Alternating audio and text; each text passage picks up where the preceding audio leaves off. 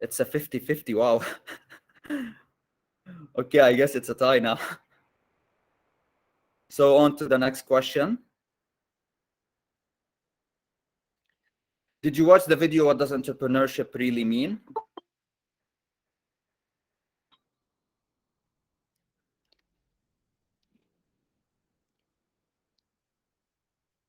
Which is, by the way, the first video on the platform. It's totally fine. But I really recommend that you watch it like after the session if you can today. And of course, if anyone has like any kind of difficulties joining, signing into the platform. You're muted, Wasim.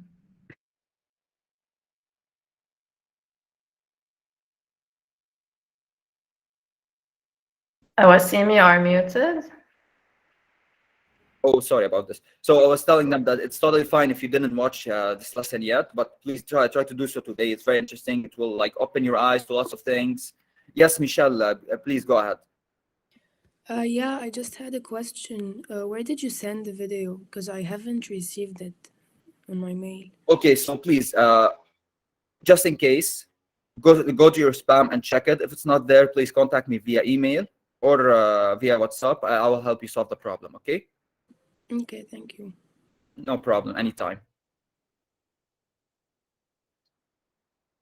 Okay, so we head over to the describe in one word what entrepreneurship means to you. So what do you imagine entrepreneurship as it is? When you heard the word entrepreneurship, what does it mean to you?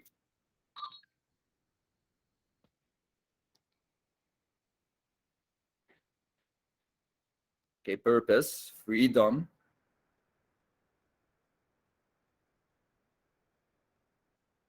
Yeah, I love the word freedom, by the way. It's amazing. Patient, business, power. I guess the one who wrote power have lots of big dreams, and I love it. Determination, action, mindset. Now, these are all powerful words, you guys. New ideas, control, oof, control. Control of what? Okay, that's great. Lots of words. We head over now to the next question.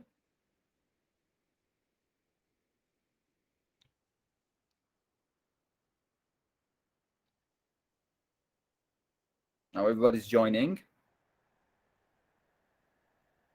Now this is a quiz, okay? So you answer fast, you get more points, you win.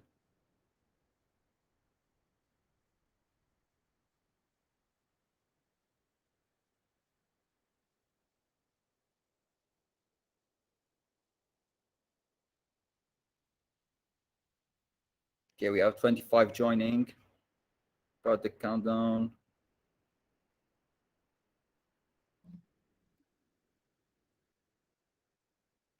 Let's go. Opening a new yet traditional falafel shop is considered to be entrepreneurship. True or false?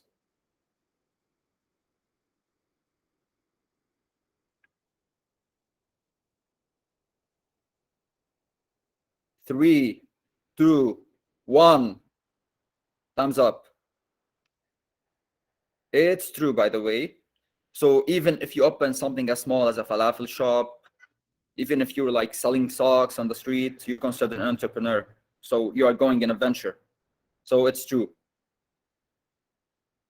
So now we go to the second question. Question 2 out of 6.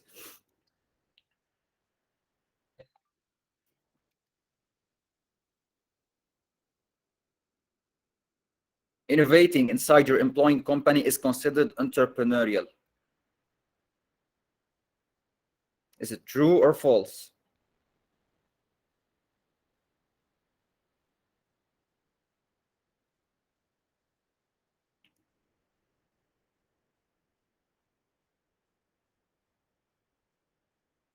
And yes, it's true, by the way, because even big companies like Google, like Microsoft, all of these big tech companies, always they hire entrepreneurs for a reason, because they need this people with entrepreneurial skills. They need them with them, so they can actually help them to stay updated, to compete in the market and all of this. So they are always needed. Entrepreneurs are always needed everywhere. Trust me, there's a lot of demand on entrepreneurs in the market. And they are called, by the way, entrepreneurs. People, entrepreneurs who work for for companies are called entrepreneurs. And yes, it's considered that they are innovating when they do something for them.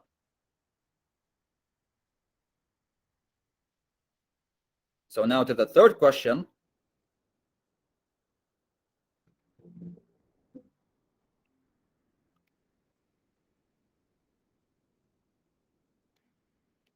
So succeeding your family business is not considered as a type of entrepreneurship. True or false?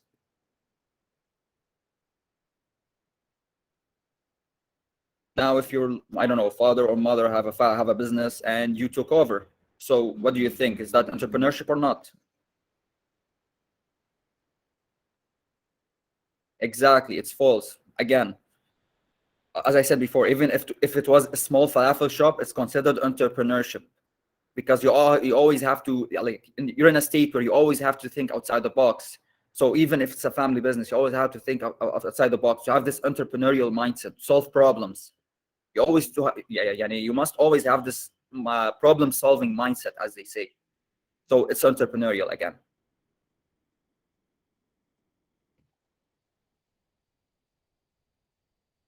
Now the fourth question. Pursuing an entrepreneurial path is the most secure way to become a millionaire. Now, most of you I have seen lots of TikTok videos, YouTube videos of young people, they show you, hey, I'm an entrepreneur, I'm a millionaire. Now, what do you think the answer will be? Exactly. You don't have to be an entrepreneur to become a millionaire. Even if it was a normal job, but in a high position, it could be paid a lot, so you can become a millionaire via this job. The path is not always entrepreneurship to become a millionaire, but it's great to have the entrepreneurial skills. They will help you a lot in life. Trust me on this. And a lot of entrepreneurs are broke. They don't have a penny. Yeah, that is true. It's the motivation. That's their motivation. Reality check. Yeah. Who can be an entrepreneur? People over 40, people who will drop out of college, only the wealthy, only young people, anyone?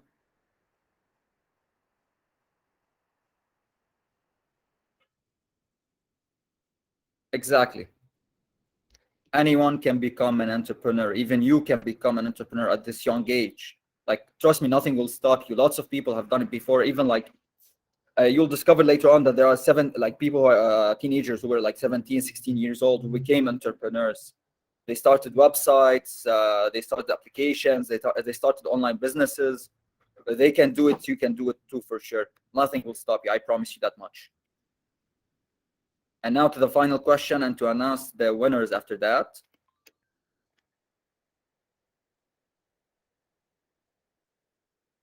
Entrepreneurs who start online businesses need less money and have bigger chances of success.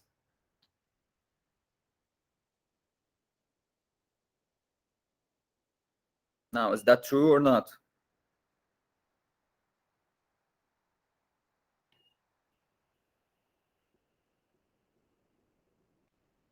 Exactly, it's false. It doesn't matter, even if they are paying less money. It doesn't matter, even if their business is online. They still have to put all the hard work, the effort to solve problems.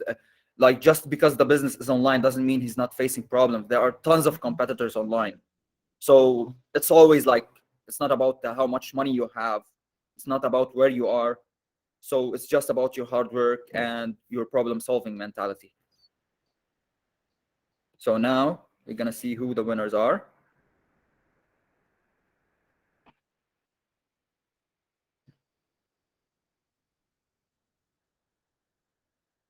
Wow, okay. Alex Basha. So close. Wow. Wow. Like this is the first time I've seen something like this. To be honest, I'm gonna be completely honest. This is the first time. Like usually there's a like Same here. 200 points different. Now it's like It's 10. just about the timing. It's just about the like they all answered. Yeah, they all answered the same for question, but correct it's about the answer. timing. Congratulations, Alex. Thank you.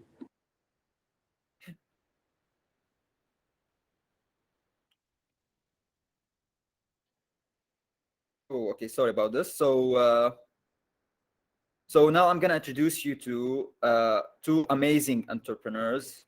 Like I love the both of them.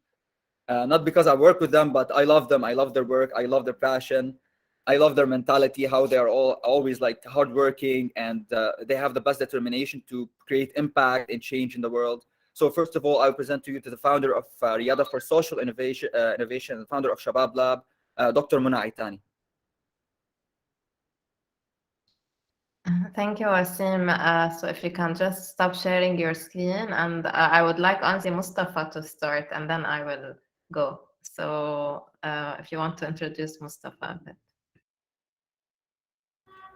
Oh yeah. So today I'm going to also present you to Mr. Mustafa Dasuki. Mr. Mustafa is actually the founder of The Wall. And by the way, it's an amazing company that creates hologram. I know most of you love holograms. Most of us watched Star Wars in the past, so he's an amazing guy, by the way. And he's also the managing director at Shabab Lab. So please welcome him. Go ahead, Mr. Mustafa. The floor is yours. Hello, thank you, Wasim. Thank you for the introduction. Hello, everyone. It's great to be here, and it's an amazing chance for us to know you better and for you to be a part of this journey. So, as Wasim said, I founded a company called Off the Wall that around 6 years ago. We create solutions that are related to holograms, animation, and 3D projection. So it's a bit of a difficult career, especially when you're selling products in a country that is not very tech place. So you can imagine how hard it is. Let me tell you that I had to learn everything from creating a company to creating a product to financials to budgeting to everything related to a business from scratch. So what's great here that you have this in your hands right now. You have these platforms like Shabab Lab that can help you with this. I would have killed to have such a platform at my hands when I started my career, when I started my business. It's really amazing how much you make mistakes when you start a business. When you have a product that you think that it's gonna be amazing, that's gonna sell, that's gonna kill it out there, that's gonna make you a millionaire in a year. But it doesn't work like that. It takes time, it takes effort, it takes passion, it takes curiosity. When they tell you it's a journey, it's really a journey, and it's a learning journey. And that's why I think Shabab Lab, platforms like Shabab Lab is a great tool for you guys, for young entrepreneurs to grasp the sense of entrepreneurship and to grasp the sense that entrepreneurship can be a great skill, a great mindset to have, even if you want to be an employee or an entrepreneur. As Wasim said before, entrepreneurs are a great asset to any company. Companies like Google and Facebook and every tech company out there, they are always looking for entrepreneurs. They want innovators in their field. They don't want people who just want to work from 8 to 5 and just finish up. They want innovators, and that's what entrepreneurs and entrepreneurs are. I think it's a great place to start from here, to at least start learning what's entrepreneurship, and go on with Shabab Lab and see what they offer with making technology using technology for good. It's an amazing place to start. I also co-founded a couple of other companies. The thing is, when you start with the entrepreneurial journey, you can't stop. You start a company, you start another one, and you start the third one. You don't stop. That's how it works. After starting of the wall, I started a company called Arab Small Cap Traders. It's an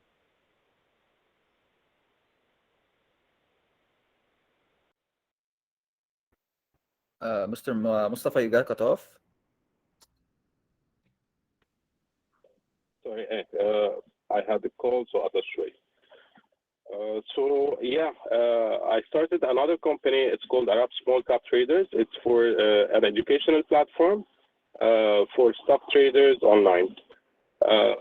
And I made a lot of less mistakes than before. So for example, of the world, they needed around 4 years to kick off, while ASCT needed like around a year to kick off. That's what happens when you take this journey. You become better every time, and you won't stop there. And if you see the successful entrepreneurs, usually they always have an exit strategy.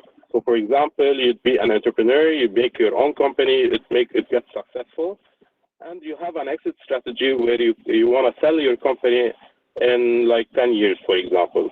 After selling this company, they start another one. They don't stop. Entrepreneurs never stop from innovating. That's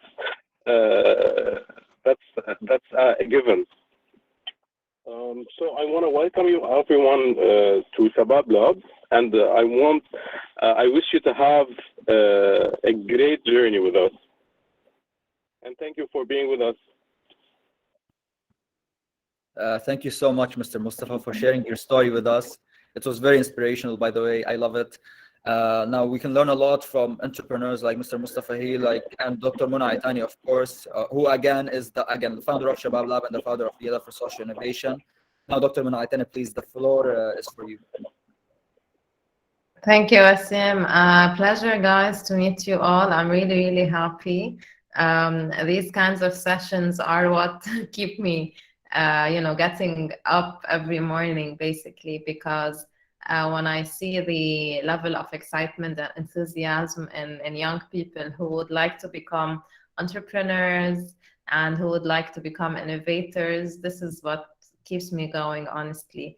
I have been teaching at the American University of Beirut for 11 years now, and this is where it all started. So I spent 10 years at the School of Engineering at AUB, teaching students and doing research, of course, in parallel. And during my teaching years, I realized that youngsters like yourselves, especially those who come from a privileged background, they are disconnected with social problems in their own community. So I was teaching a course called Engineering Ethics, and I decided to give a service learning project to my students. You may wonder, what does service learning mean? So service learning is when students come up with a project that has a community service component to it. And of course, we were working with engineering students. And for me, because I've been teaching ethics for 7 years at that time, it was very simple, you're engineers, you have a lot of technical skills, and engineering is all about the humanity, how to make the world a better place. And you should very easily find this link between how you can use your engineering and technical skills and how you can improve the community around you. And to my surprise, very few people in the class actually could see this link the way I saw it. For them, it was much more difficult than that. Only a few groups really did a good job, whereas the rest, they struggled and they came up with the most mediocre ideas or projects. And I was disappointed. And I was there's something wrong there. How come these people who have all of these, technical skills, and they're brilliant, they're smart, and I'm sure they know about the problems they have in their community. How come they can't find good solutions to these problems? And then I was like keeping wondering about this, and then I concluded that maybe it's late to start this at the university level. Maybe we should start with this at the high school level, or maybe earlier even. And at the time I was pursuing my PhD degree, and I was very much connected to the entrepreneurship ecosystem in Lebanon. So my research was about entrepreneurship in Lebanon. And I was going to all of these conferences and, networking events. And at one point in one conference, a panelist asked the audience, who were mostly university students, she asked them, who would like to be a millionaire? And I couldn't believe what I was hearing. And she repeated the question, who wants to be a millionaire? And of course, a few people raised their hands, and she told them, well, yeah, if you want to become a millionaire, you should become an entrepreneur. And I remember that I had one person from Techstars. Techstars is one of the most prestigious accelerators in the world. He was invited to the conference. We were standing next to each other. We didn't know each other. And in shock, we looked at each other like, what is she saying? And that was a tipping point for me. It's like, entrepreneurship is not about the millions. We have all of these young people who don't know how to put their skills into good use to solve community issues when they're surrounded by them. We have to use entrepreneurship for the social good. So this is where I really stopped being able to sleep well at night. And I was determined that I have to do something about this. And it was very simple at first. I just put together a program. I mean, I have been designing academic programs, for forever. And I was like, I'm going to create this curriculum, and we're going to do a summer camp where we bring in around 30 high school students where they learn how to use technology and entrepreneurship for the social good. And this is what we did. This was really the launch of Riyada for Social Innovation. I was a mom of two at the time. I was pursuing my PhD at the time. I was teaching at AUB at the time. And I chose to, on top of all this, start a company. And of course, I was learning a lot as well. I was teaching some entrepreneurship. I was involved in entrepreneurship research, but it's always very different when you do it yourself. And this is the best way to learn. And now when I am teaching entrepreneurship at AUB, I'm always referring to real examples from my journey, from other entrepreneurs' journey that I know really closely. And this adds a lot to the knowledge of my students. And I'm really glad about that. So our company, we call it a social enterprise. So this is one type of entrepreneurship. You're going to see it in the first lesson, is actually all about teaching and helping young people like yourselves to learn about how to use technology and entrepreneurship to solve community issues in their own world. So it's very localized, contextualized, whereas earlier on, we only used to adopt concepts from the Silicon Valley and from other parts of the world, and just try to use them as they are. And this is what we're doing here differently. We're adapting these frameworks, these concepts, these methodologies that, yes, they have proved to work worldwide, but we're adapting them to our own context.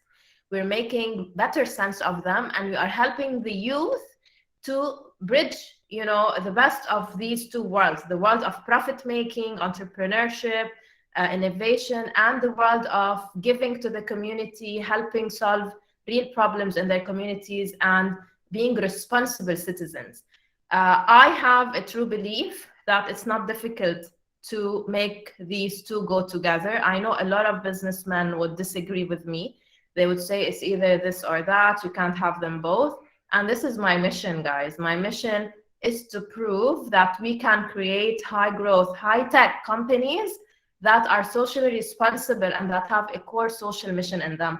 And this is Shabab Lab for me. This is the goal behind Shabab Lab. I want to prove that this thing can grow big, can scale to the entire region, and it has a core social mission.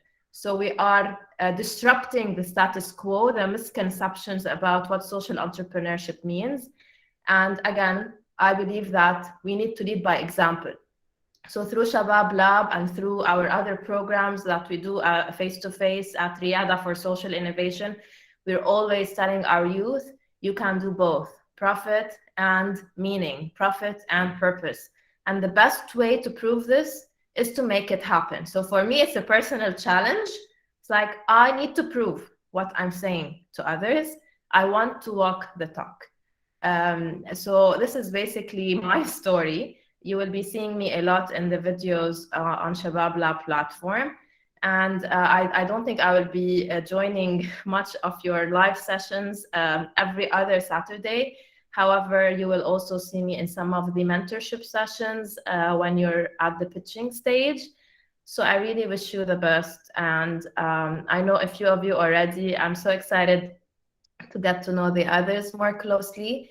And one thing I would like to also say, really, if you have any feedback, comments of improvement, things you don't like, you think they should be better, or any maybe suggestions, feel free to do so. We are always looking forward to your constructive feedback.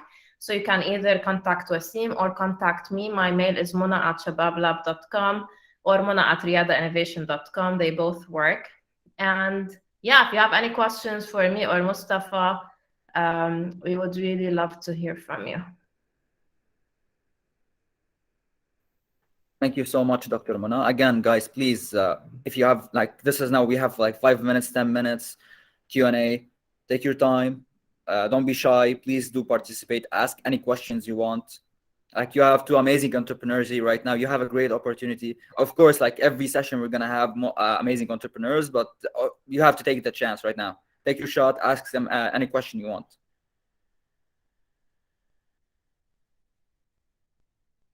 Yes, Emma, go ahead. First, I want to say thank you so much, because every time I'm part of Shabab Lab, my eyes start all the way, because I just love being here and love talking about that with you. I have a question, because, you know, what is the mediocre idea like? Just give us an example so we can really know what we have to wait for in the future and how to properly assess our ideas. Mustafa, do you want maybe to take a shot at this question? First of all, what do you mean by mediocre idea? So an idea that doesn't work on the market and doesn't really serve the community. Okay, perfect. So first of all, let me tell you something that when I started my company, we started with naming our things as product and services and stuff like that. After going to the market, we started looking for solutions rather than making products for just making products or services. So the first thing that you want to do is market research. You want to know if your product or service fits the market and if it's really a solution. It's a need, it's a solution, it's a challenge for anyone. That's how you need if the idea works or not. Thank you. Yeah, as for me, Emma, I mean, there's nothing wrong with starting with a mediocre idea, but it should never stay a mediocre idea. So I'll give you some examples.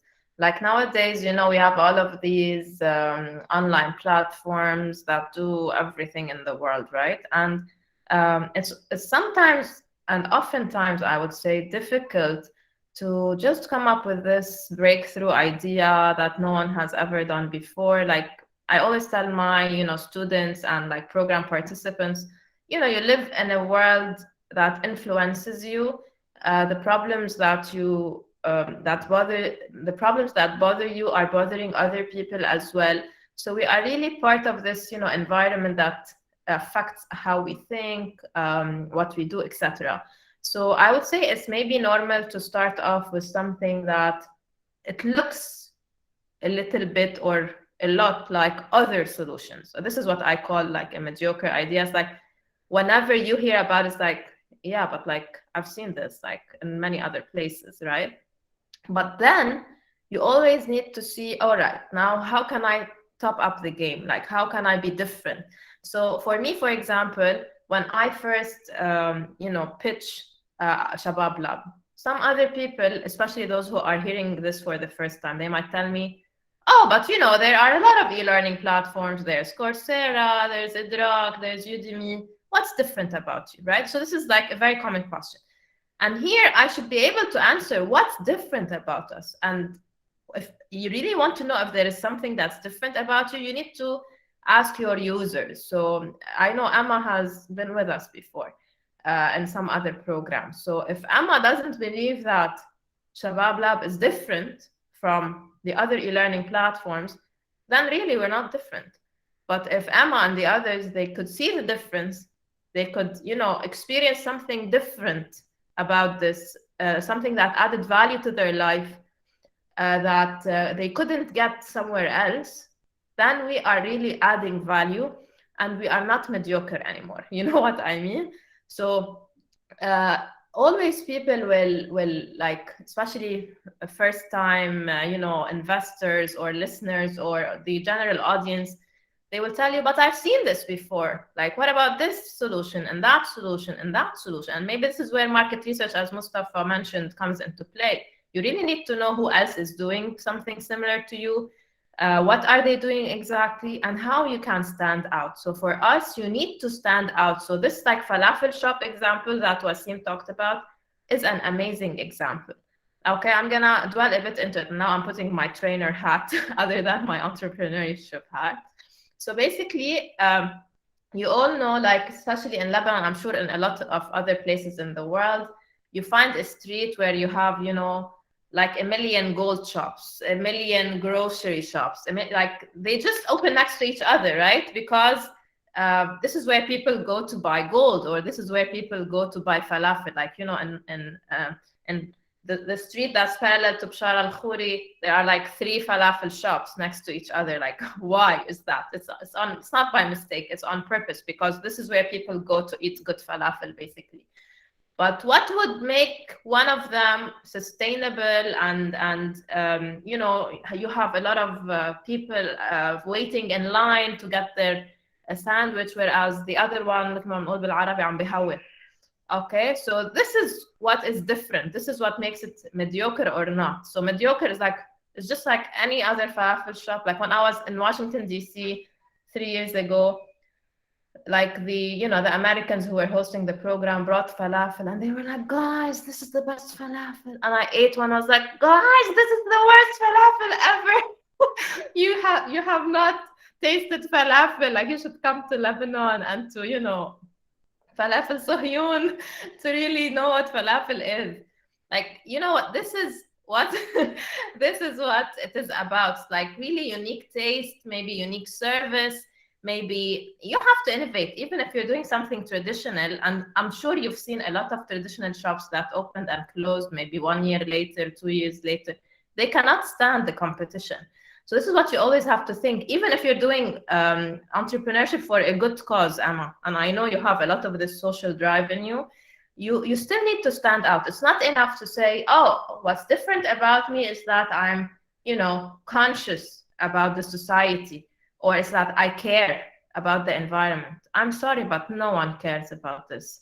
This is the reality. And I am a social entrepreneur, and I could be the biggest advocate of social entrepreneurship, but I tell you guys, no one cares if you're doing this like because you care for the environment. You have to prove that this is different, that this is sustainable, that this can make money, that this can have a real impact. And impact is not just social in nature. It could be economic and others.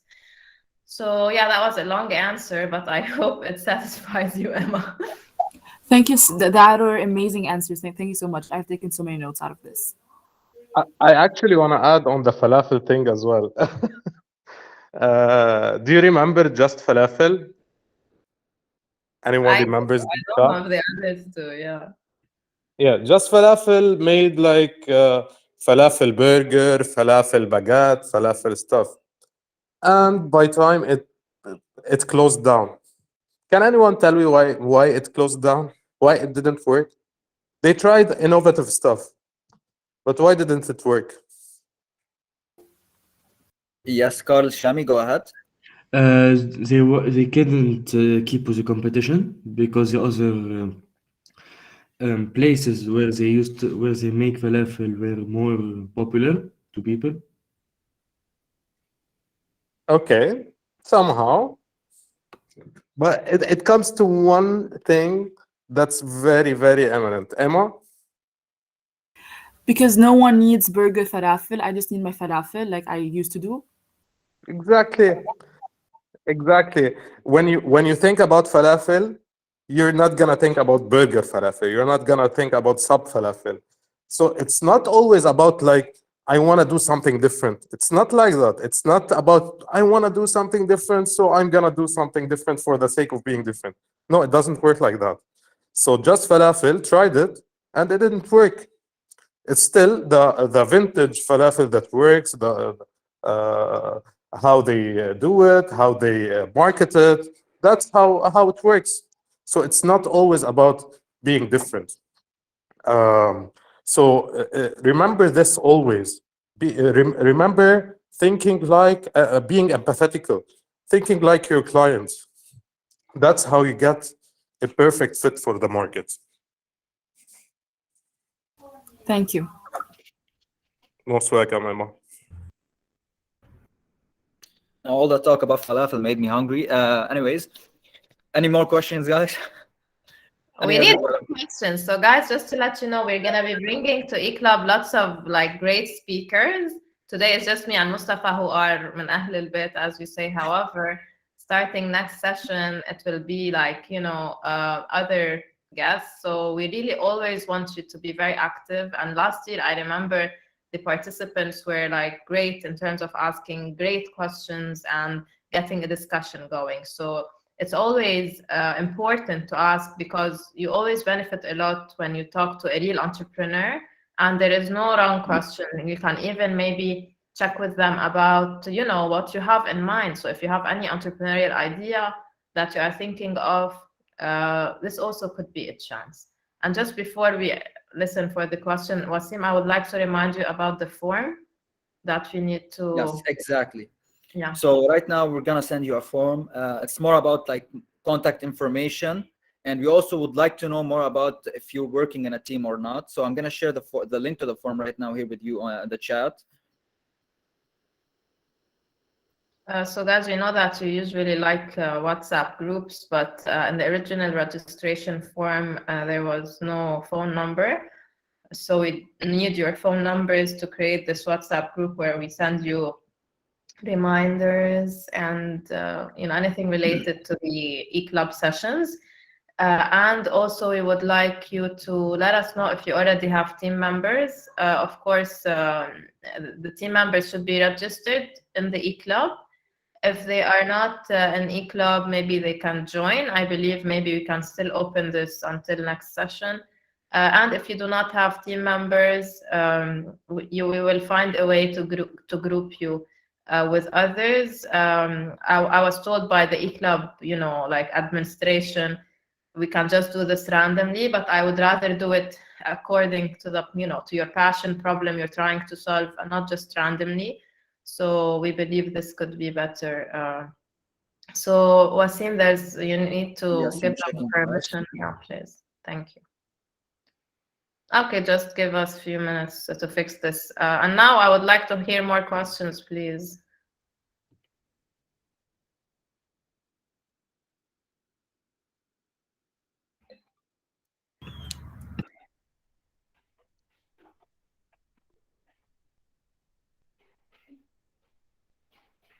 Yes, Mark, Fadel.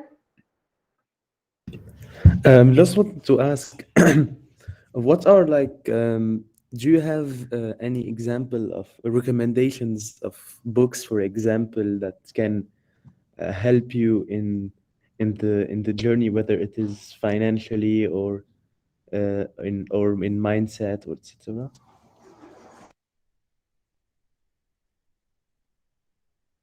I personally, yes, have lots of book recommendations. Also, one thing, like we usually in Shabab Lab, we do monthly newsletters, and in every newsletter we have a book recommendation at the end of it.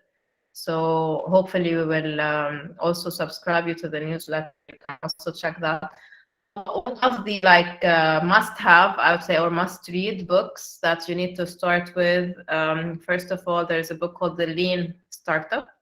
It's written by Eric Ries. It's like almost 11 years old, but still, guys, it's the go-to book when we talk about 21st century entrepreneurship.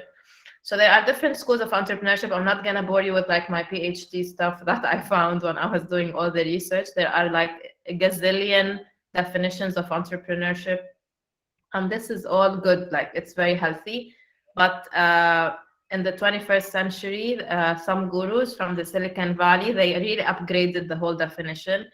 And innovation lies at the heart now of entrepreneurship and the way we understand it and we expect it. I personally am an advocate of this school, the lean startup methodology. But what I did is like I infused also social impact into it. So I'm again like combining these two worlds of like pure profit making tech and like social responsibility. But still, I don't think they contradict with each other. So the lean startup, it tells you how to, as Mustafa was saying, check with your customers first to see that you're solving a real need before you do anything else, okay? So you need to, as quickly as you can, start validating, start testing, start contacting real customers, and you should as fast as possible have some kind of product in their hands, even if it's a very mediocre product. So again, to the mediocre part, doesn't have to be the perfect best product. It just have to be something that works, something that solves a need. And yeah, this is the lean startup. I really like another book called, it's not really like a pure entrepreneurship book, but for me, it's very inspiring and it helps you in your personal life, in your professional life, in anything you want to do. It's called Start With Why for Simon Sinek. Start With Why tells you that purpose should be at the core. And even if you're doing a pure, tech for profit business, even if it doesn't have any social cause, this still applies. So even the tech giants, they should have a purpose. Otherwise, they do not succeed, even if it's not a pure social purpose, but there should be a purpose. So having the why at the center of your decisions and what you do is essential. So this is another book that I love. Another author that you should also check is Steve Blank. So also Steve Blank has written several books about also the lean startup methodology. I have some of his books. They could be a bit more complicated, but if you really want to do entrepreneurship, they are very helpful. They outline the customer acquisition journey step by step, and they take you through this. So this is really good. And one of also my good authors that I like, and especially I like to watch he has like a series on Facebook. His name is Guy Kawasaki. Guy Kawasaki has a book called The Art of the Start. Also, this is a really nice book, and I really enjoy his series. I don't know what it's called on Facebook. Like he has, it's called Wise Guy. I also always refer to it for the pitching. For example, he has lots of good notes, and in addition to being one of the early team at Apple, he also now is the co-founder of Canva, which I hope a lot of you are already familiar with it. So it really makes like designing any posters, logos very easy. So it makes graphic design much easier than it used to be. So I hope these are some good recommendations. Don't know if Mustafa has some others.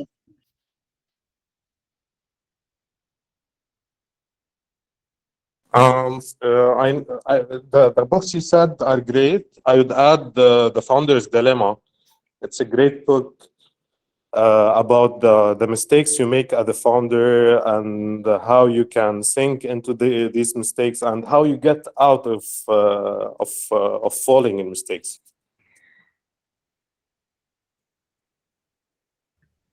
And I wrote some in the chat. You can check also the podcast, How I Built This with Guy Raz. It's a great podcast. So maybe Wasim, we can include this list in the supplementary material of the first lesson. Yeah, sure.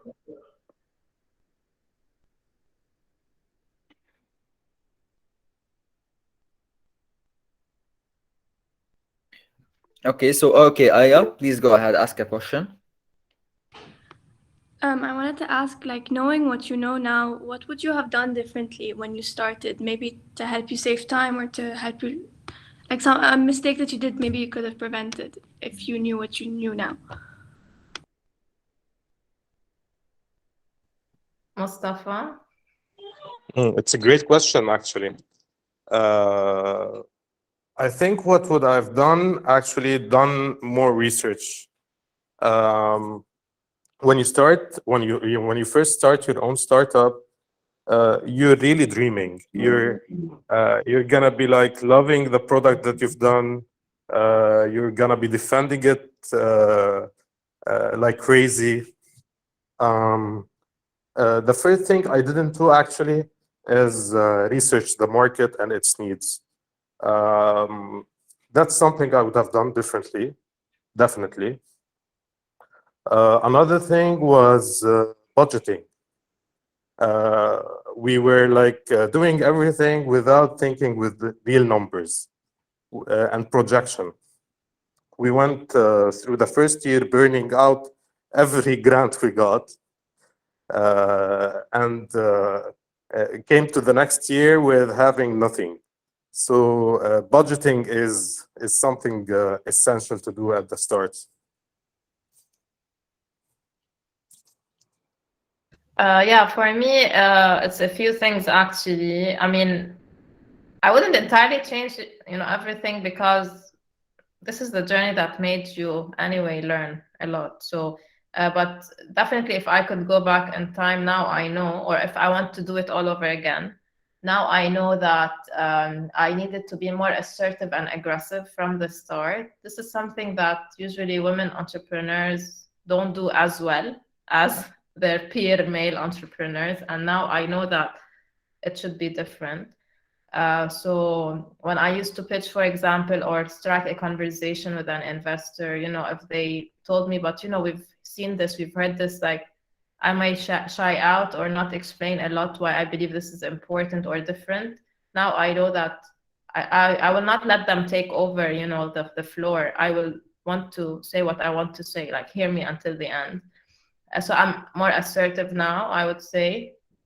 And I know that sometimes you need to fake it until you make it. So I've known this, but I was shy to do it, I would say. So now I know I have like more guts to do this. This comes with experience, of course. And another thing, I would involve more people from the start to be part of the team. So I started Riyadh completely on my own. I mean, I had people who supported, but they weren't really into the thing until later on, when I was like, guys, like, you need to be in. I can't do this on my own. And then I started involving more people. Now, like, our team has grown in a year and a half from me and a few freelancers to like 10 dedicated people, I would say. So now it's very, very different. So try to have people on board from the start. Otherwise, it's going to be really difficult to kick off. What could be one more thing? Yeah, one more thing now. I'm seeing it, but it's really difficult to do it from the very beginning. I wish we could organize things a bit better from the start. So now with Mustafa on board, like, we're trying to really organize everything, and it's helping. I wish I could have done this sooner, because yeah, it makes life easier. I doubt that entrepreneurs do this from the beginning, but if you could do this, why not? Okay, thank you. Thank you, Aya. And thank you so much, Mona. Okay, Maher. Who raised their hand first, Maher or Michelle? Go ahead, Maher, and then Michelle. Okay, how many businesses did you need to start at first to start seeing success?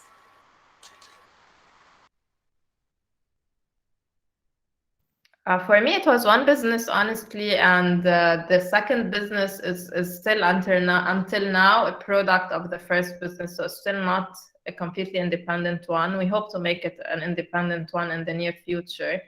But it's not necessary to have more than one to start seeing success. But like as Mustafa mentioned earlier, I believe that once you do one, there's like a trend where you always have new ideas and you keep going. So Shabab Lab came as a result of our work from like the mother company, but it could be a startup on its own.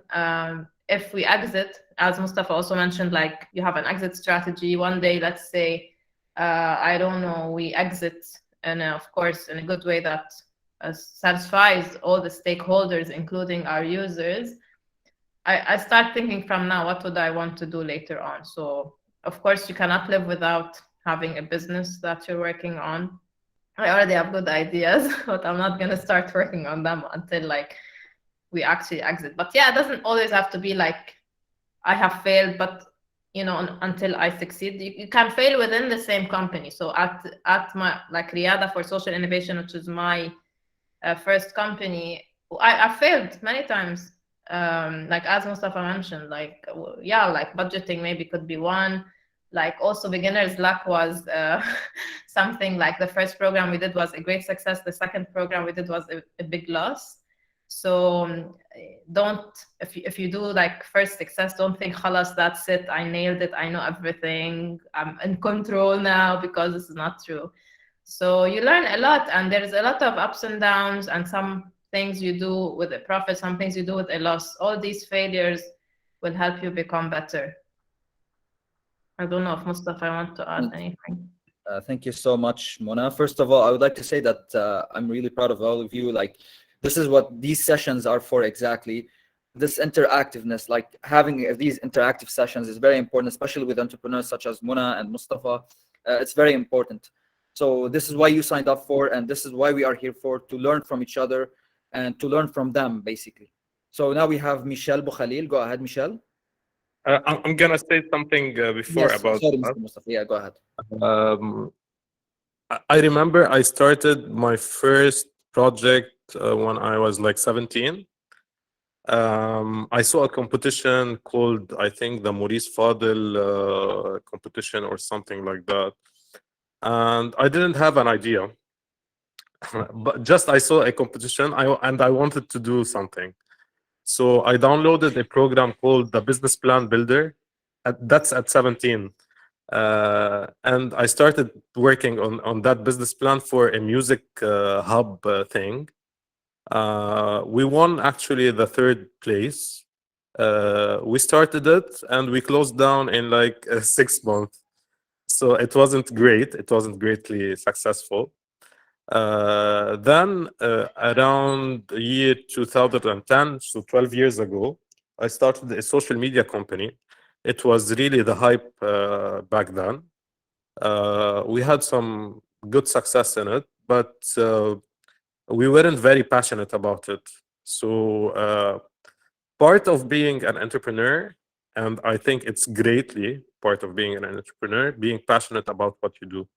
If you're not passionate about it, you're not gonna succeed. You may succeed at some point, but you'll not be happy. And something I stress about is being happy about what you do. Think about work that you work around more than 40% of your life you go through working. So if you're not happy in that 40%, you're not happy in life overall. You're dragged around to your house, to your family. So always try to find something that you're happy doing. Be passionate about it, be curious about it. That's essential to being a successful entrepreneur. Yeah, and there's a saying, I'm sure you've heard it, guys, like if you love what you do, you do not have to work a single day in your life. So yeah, so I totally believe in this actually. And yeah, if you want to like count all the projects I've done in the past, I have, but I never considered them to be businesses. But guys, like this experience now, like eClub for you, yeah, you can count it. Like definitely you need some experience in this field before you like start a real business and like make it, you know, you incorporate it, etc. Like Riyada for me was the first incorporated business. Like I have legal obligations and financial obligations, and I report taxes every year, but like I've co-founded some social initiatives earlier. I was also part of like, I don't know if you've heard of IEEE, International Electronics and Institute of Electronics and Electrical Engineers in the world. My work with them was very entrepreneurial. We had to create, a Facebook page, create events, raise money, manage money, etc. But it wasn't a business. It was an affiliate group that you have, a president, a chair, a secretary, etc., etc. You have the chance to do this at university. This is a lot of entrepreneurship experience, and definitely you need some of those before you like establish real business, I would say. And now, Michelle, sorry for making you wait. Yeah, go No, ahead, Michelle. Okay. I just wanted to ask, do you think it has to be, entrepreneurship has to be your profession, or can it be like a side thing and more of a mindset or baggage or, knowledge in life? Because I don't want it to be my profession personally. Yeah, there's no problem with that, Michelle. So this is a personal choice. I honestly ask myself this question every single day. Do I want to be a full-time entrepreneur or not? Until now, I chose not to be a full-time entrepreneur. So I'm still at AUB. I'm still doing my research and academic job. And I am at a phase in my life where I don't feel I can give up on my academic career. But things can change, right? So it really depends. So if you feel that I want entrepreneurship to be just a baggage, this is fine, okay? And if someone says, no, I want to make it as my profession and career, this is also fine. You just need to know that it's not as easy to have like entrepreneurship and a career. Like this was my like biggest challenge.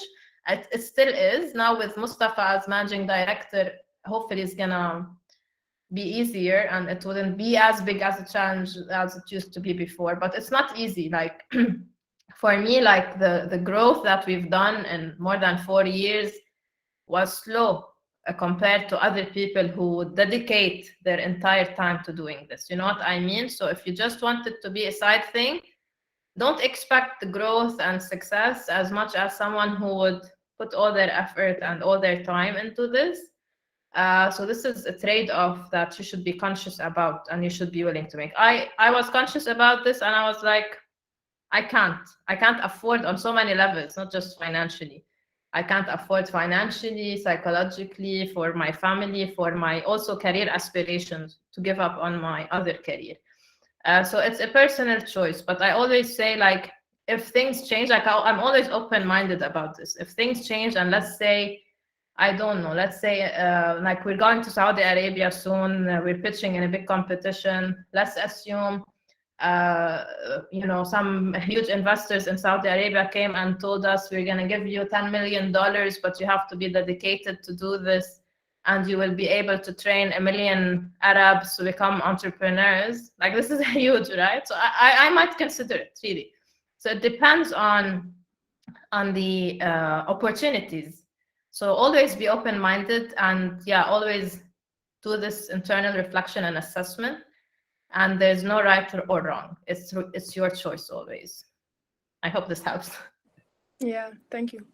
Yeah, I definitely agree with Go ahead, Christopher or Mama. I definitely agree with Mona on that, and it's definitely a mindset rather than a career. Once you become an entrepreneur, you want to surround yourself with entrepreneurs. That's something that will happen on its own. You want to be next to people who want to innovate, who want to talk about trends, who want to talk about doing new stuff. That's how it becomes. So having that mindset, your whole if you want to say it, your whole way of thinking is different, and even the people that you surround yourself with are gonna be a bit different. So I want to say something else, that networking is essential for an entrepreneur. So, for example, I met Mona, I think, like 8 years ago or 7 years ago, in a networking event in Girls Got IT, I remember. So, networking is essential for entrepreneurs, and you love it. Once you become with this mindset, you want to tell people about yourself, you want to learn from people, you want to talk to others about your innovations, you want to hear others' innovations. That's something that comes with the mindset. Okay, thank you. Welcome. Now, Christopher? go ahead, Christopher Samaha. Yes. What distinguishes a good entrepreneur from a great one?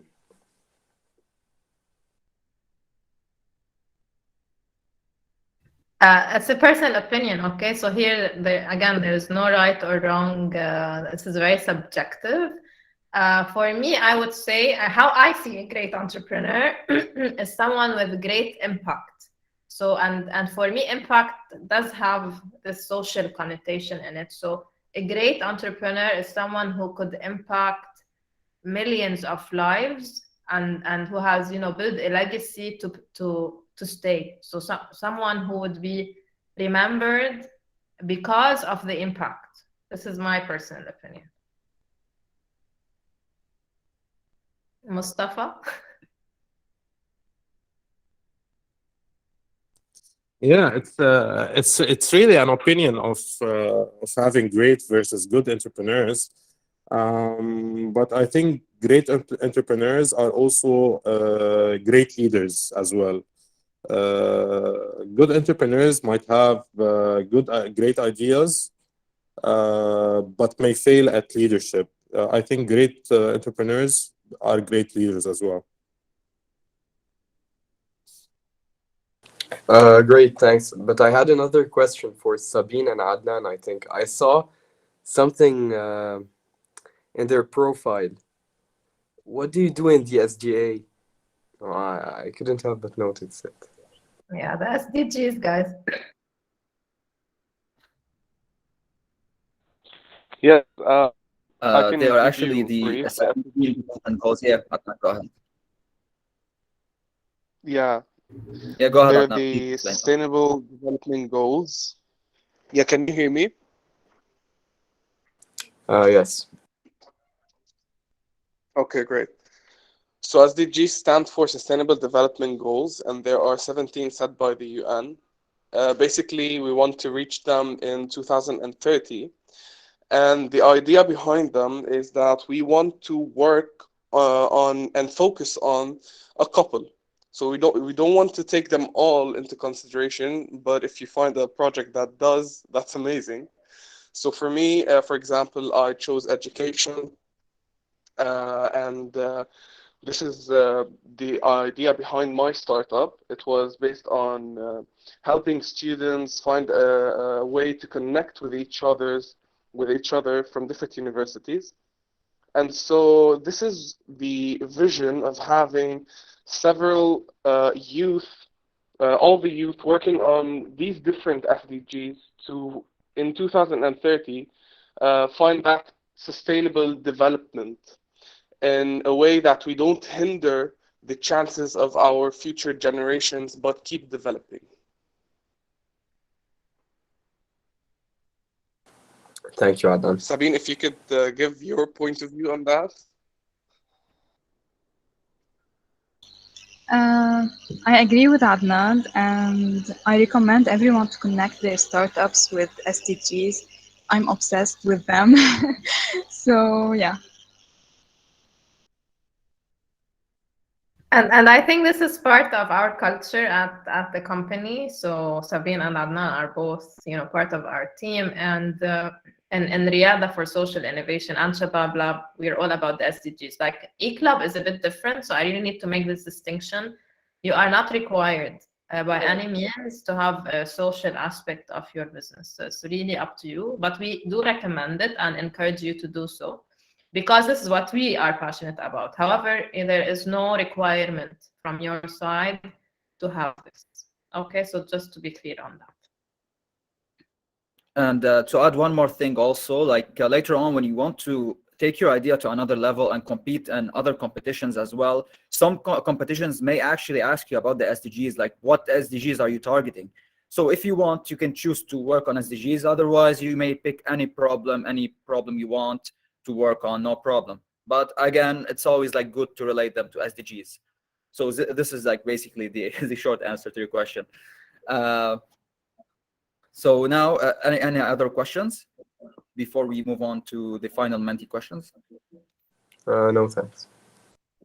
Great. So again, first of all, I would like to tell you that you got yesterday. We sent you an email about the credentials for the platform. So please, if anyone didn't receive it, again, contact me. I've placed my email in the chat. I'm gonna paste again. .com. And please check your spam box.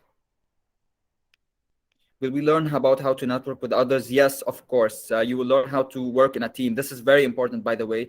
This will strengthen your communication skills, basically. So right now, I'm pretty sure not all of you are familiar with each other. So you're gonna work with people from diverse background here. We really encourage people to work in teams. This is very essential for us. One of the 21st century skills that we want the youth to acquire right now. So yes, you will work on strengthening your networking skills. You will also meet other entrepreneurs. Again, we're gonna have lots and lots of amazing speakers. So this is also basically networking. You're gonna get their emails, perhaps, you don't know. So you can talk to them, ask them questions. So you're gonna meet lots of amazing, great people here. So now to move again to the Menti quiz, if no one have any other questions.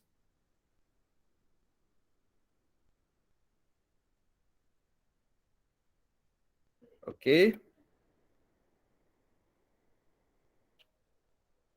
So I'm gonna share my screen again.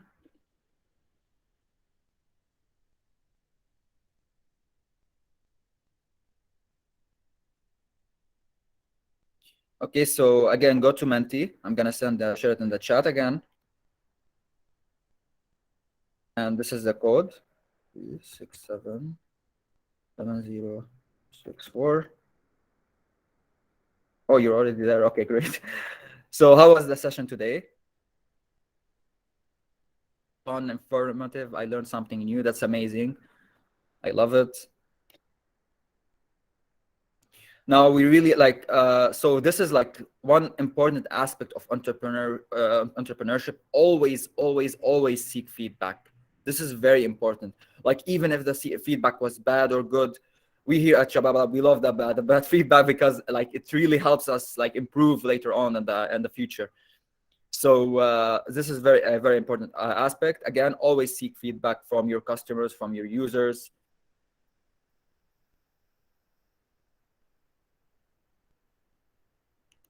So far, amazing. Fun, informative. I learned something new. More, please.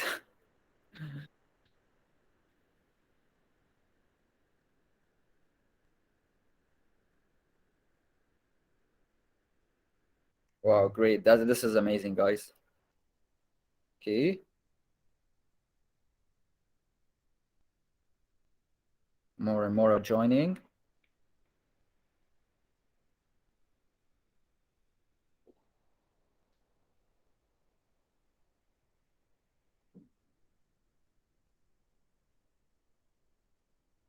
So I'm glad that the session was so fun for you guys. This is entrepreneurship is never boring. You always again, you meet new people, you get new information.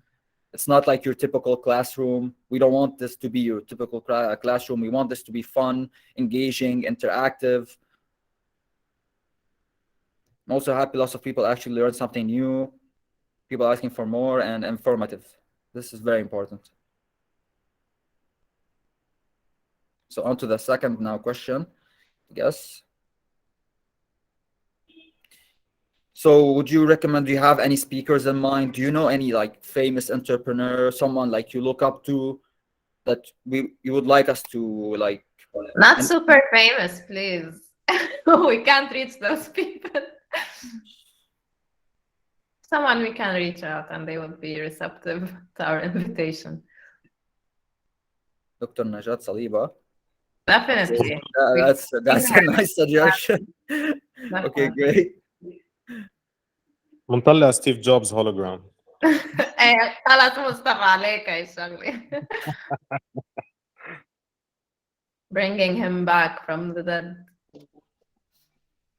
So if you have anyone in mind, guys, maybe on the regional level or on the local level,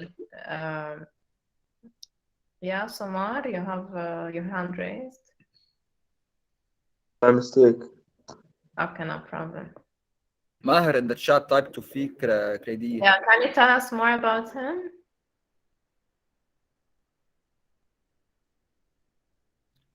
Maher, if you want, unmute yourself. Don't be shy. Because I'm honestly not familiar. I know Dr. Najat Saliba, but I'm not familiar with Tawfiq Kredi. So if you just tell us more about him. He's the founder of Brands for Less. Oh, wow. Okay. That's interesting. Okay, It's we the have. brand- Wow. We also have Omar Aitani, Celine Sam'an. Okay. So who's Celine?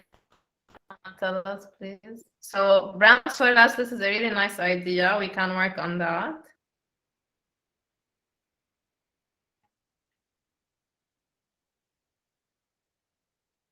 Also, is he an influencer? You've been seeing him on TikTok, okay. Yes, he's on TikTok. Oh, okay. I think I've seen him before. Brands for Less. All right, who else do we have? Can you send the link again, please? Yeah, sure. Thanks. So someone said Celine Saman, if I'm not mistaken. Can you tell us more about her? Yes, that's me. Actually, Celine Seman is based in the US, but I know that she's an entrepreneur who has done the Slow Factory, which is basically kind of giving instructions and doing innovation for climate change. I'm going to link the website she has done here. And guys, if you have any like contact info we can use to reach out to them, we would Yes. appreciate that also. Oh, we have Eli Habib. So Eli Habib, guys, we brought him as a keynote speaker in our launching event. Maybe we can also provide you with the link on the platform. So I love, honestly, his interventions. We can try to invite him. I'm not sure if he'll be receptive because he's very busy nowadays, but we can try. Eli Khouri as well. Can someone tell us more about Eli Khouri? Yes, he created a program called Dermandar, and it's like a program to create like panoramic views, and it's like 3D, and it's interesting. It is very interesting. If you have any contact info, we would love to. Yes, okay, of course. Yes, please. Any other suggestions? So we also have a list of guests that we were working on, some very inspiring as well entrepreneurs, but we'll definitely take your list as well into consideration. Awesome. I think it's time to wrap up. So again, thank you so much, guys, for being here today. This was really amazing and a very interactive session. I love it. Celine Saman have made a great impact. Okay, that's great. Again, this was really amazing, and I hope it was very informative for you guys. So again, you must have received an email on. If you didn't, please check your spam. And again, I'm gonna like place my email here, like for the first time. Yeah, and we just If you had didn't, please contact me. We had very few people who This registered. is my phone number. Yeah, Wasim, do you hear me? Yeah, Maher. So I was saying, Can I ask a quick question? Yeah, go ahead. Sure. Okay, will you invite us or inform us about live conferences or events? Of course. If you want, we can also like put you in our newsletters and our events, everything. We will send you everything you want, no problem. We all like here at Shabab Lab, and we always share like opportunities with the youth. We're like, this is what we do. Like whenever an opportunity pops up, whenever a networking event pops up for you, we'll send it, no problem. Okay, thank you. No problem. So again, thank you so much for being here, all of you, and thank you, Sabine and Adnan. There will be me, Sabine, and Adnan will be your facilitators for the next sessions.